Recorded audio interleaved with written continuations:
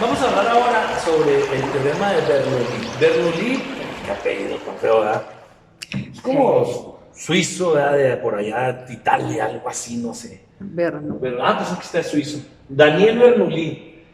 Ese cuate se puso a estudiar lo del agua y todo el rollo, el movimiento y todo este asunto, ¿verdad? Descubrió que en un líquido que circula o que fluye por una tubería hay tres tipos de energía. La energía que da la velocidad del líquido, la energía que da la presión del líquido sobre la tubería, que ya vimos que a mayor velocidad, menor presión, no se olviden eso, y la energía que da la altura a la que se encuentra la tubería. Dice, descubrió que la presión de un líquido que fluye por una tubería es baja si la velocidad es alta y viceversa, es lo que les estoy diciendo. La presión es baja si la velocidad es alta y la presión será alta si la velocidad es baja. Y el teorema dice, en un líquido ideal cuyo flujo es estacionario, es decir, que no hay pérdidas de ningún tipo, la suma de las energías cinética, de velocidad, potencial, de altura y de presión que tienen en un punto es igual a la suma en otro punto cualquiera. Y luego hace un ejemplo aquí de una tubería que es gruesa y de repente cambia de altura y cambia también de área, se hace más delgadita y le llama sección 1 a la sección ancha y sección 2 a la angosta. Entonces, esto sucede más o menos, por ejemplo, aquí hice un ejemplo así, claro que lo corté mucho para no hacer así la nota. Haz de cuenta que este es el que viene por abajo de la tierra. De la tierra, ¿eh? Y luego de repente hay un tubo que sube y luego ya se camina y luego puede ser, por ejemplo, la regadera o una llave o para el lavabo, no sé lo que sea, pero vamos a hablar del baño.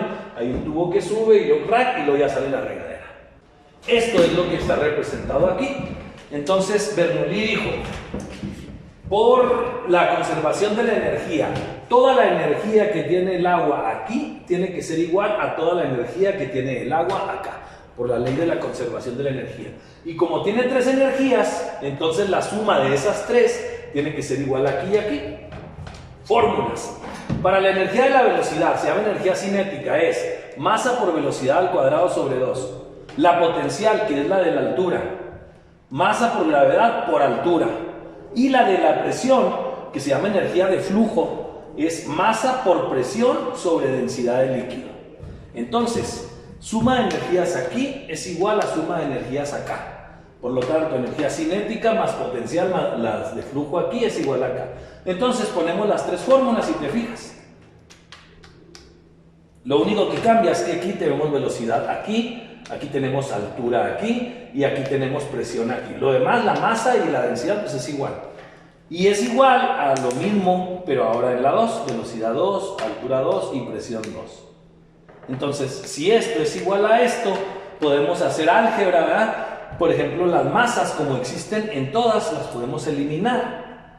Y nos queda velocidad 1 al cuadrado sobre 2, más gravedad por altura 1, más presión 1 sobre densidad.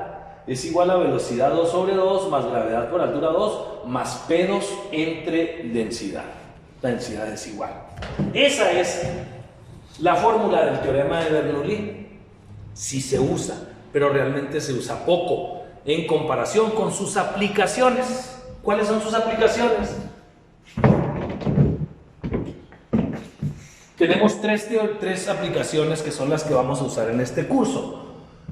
Uno de ellos es el teorema de Torricelli. Torricelli nos dice que la velocidad con la que sale un líquido por el orificio de un recipiente es igual a la que adquiriría un cuerpo en caída libre. Si tú te acuerdas de la caída libre de los cuerpos, teníamos las fórmulas de que h es igual a g por t cuadrada sobre 2, b es igual a g por t y b cuadrada es igual a 2 por g por h, las de MRV. Bueno, esta fórmula te dice qué velocidad lleva el objeto aquí. Bueno, pues también esa misma fórmula, si te fijas es la misma, te dice con qué velocidad sale el agua cuando le haces un agujero. Por ejemplo, si agarras una de cartón así y le haces un agujerito, pues sale el agua.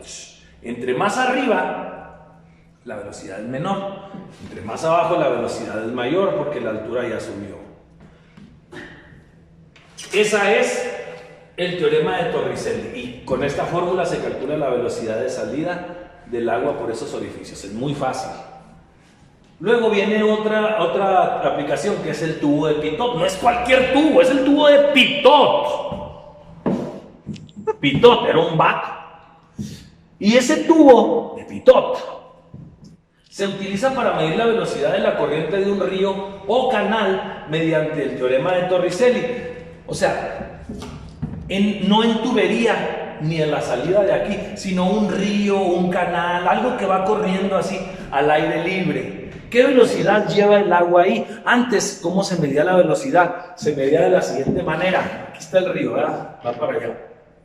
Entonces, aquí están las piedras y todo. Se ponía un chavo aquí y un chavo acá, medían esta distancia. Y luego echaban aquí un colorante o ponían un papelito o algo que se fuera flotando y medían el tiempo que tardaba en llegar de aquí a aquí. Y entonces la velocidad la sacaban dividiendo distancia sobre tiempo. Una forma muy rudimentaria. ¿Por qué? Pues muy fácil, porque la velocidad es diferente arriba que en medio que abajo, ¿verdad? Entonces, ¿cómo le haces para meter un papel en medio o abajo? No, eso nomás te medía la velocidad de arriba. Luego se usaron otros, por ejemplo, como los de las granjas, que ponen así en los graneros a mano arriba, ponen un gallo con una flecha que cuando hace aire da vuelta.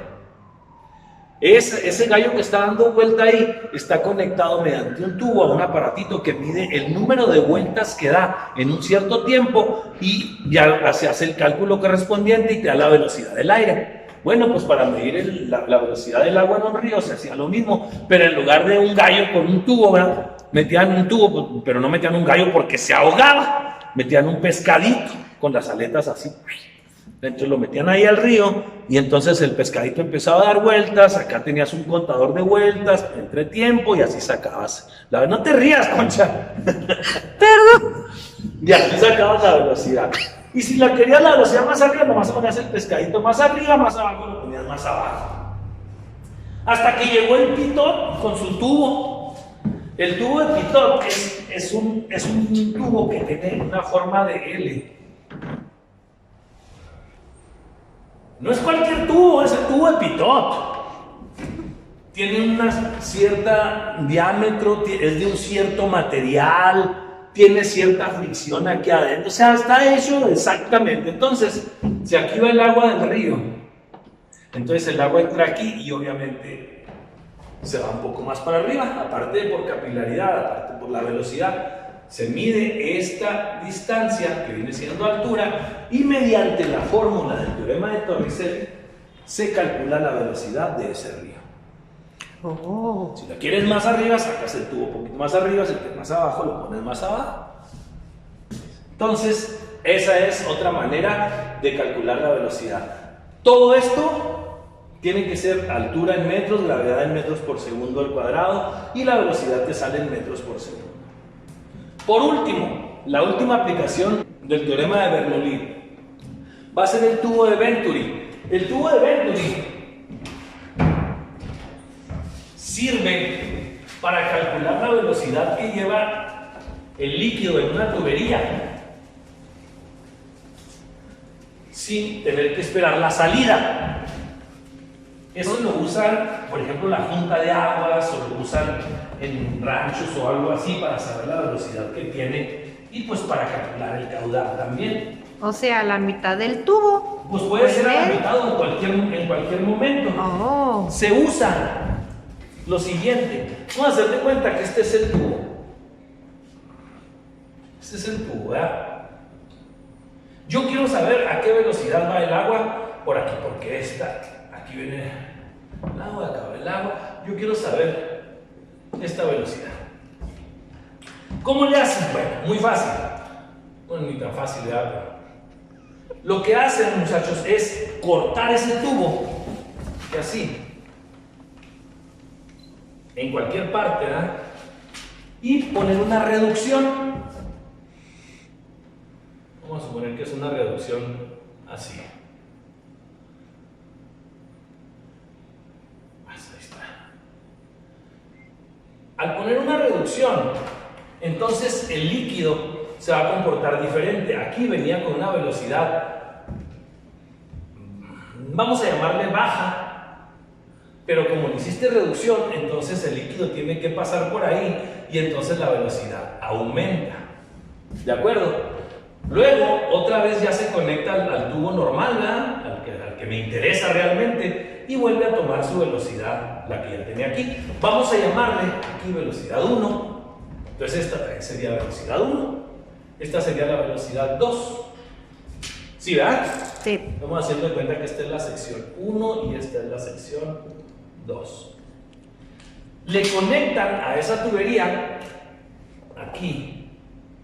¿Con qué se mide la presión? Con un manómetro. Con un manómetro.